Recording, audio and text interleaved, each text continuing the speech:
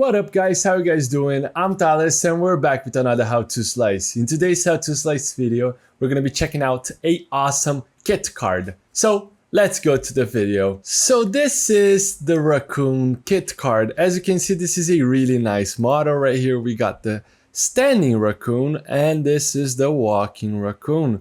So this is a really nice, after you print you can just assemble this model and will look really nice after we assemble. So in this video we're going to be checking out the best print settings to print it. So let's go. So first off, we can be printing both of the models with the same settings. So right here I'm going to be setting aside so we can be taking a look at the walking raccoon, but the settings are the same. So let's go to the print settings.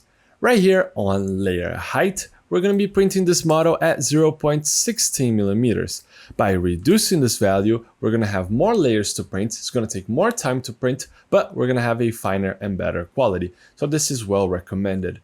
Over here on vertical shelves, we're going to be leaving at 3 just so we can get a really dense model. Going over to infill, we're going to be increasing to 10% just to get a dense model with a gyroid infill pattern. This is great. Going over to brim, let's analyze if this model really needs brim. So brim is a really nice feature to increase the surface of contact to the build plate. And as you can see, we got a decent contact to the build plate.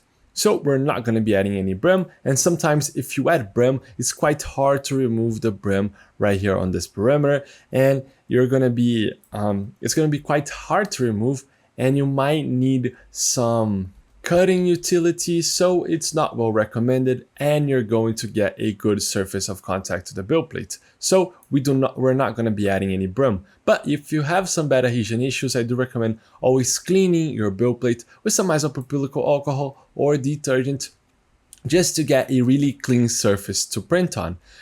Oils from your finger and dust will impact a lot the bad adhesion. So make sure you got a really clean surface to print on. So we're not going to be adding any brim, but always consider leveling your printer and cleaning your printer.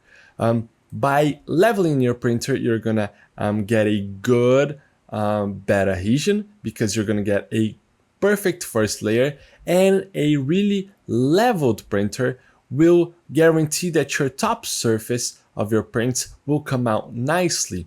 So you do not need to add any ironing. So make sure you got a good and leveled printer. So we're not going to be adding any brim.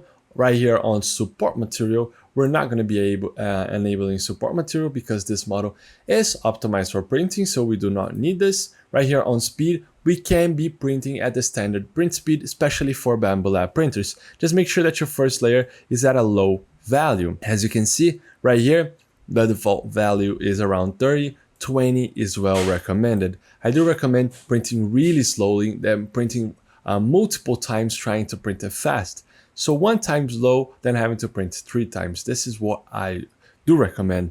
And if you want right here on small parameters, you can be reducing this value to, let's say, 55 millimeters on the standard Ender 3V3SE, just so I can show you how it slows down on small parameters to get a good and clean print, especially to get a good cooling and a good result. So now we are ready to slice, so let's do that. So as you can see, we have sliced and it's going to take 2 hours and 1 minute to print. If we take a look, it's going to turn really nicely, all the layers being printed right here. We got a good first layer. As you can see, the contact points are kind of a bridge, so it's easier to remove. As you can see in this blue part, your printer can do this overhang, so you can cut it quite nicely after you have printed. So this is fantastic. This is a really nice model. If we go over to speed, you'll see that it reduces a little bit of the speed on small perimeters. This is not too effective, as you can see, just on the contact points. It doesn't change too much, but as I said before, I do recommend slowing down the speed. So this is quite nice. grab a really nice filament that you have laying around and print this model right now. The standard version, the standing version, and the walking version. They're the same settings to print both. So enjoy a lot this beautiful model and assembly. So the models are ready to print. Make sure you check out stlflix.com for more models like this one, and I'll see you in another one. I hope you guys enjoy it. Those slicing videos are an initiative from STL Academy, which is the educational project from STLFlix. So if you guys want to learn more about 3D printing, you could check our description and look at STL Academy courses. And don't forget, see you guys at the next slicing.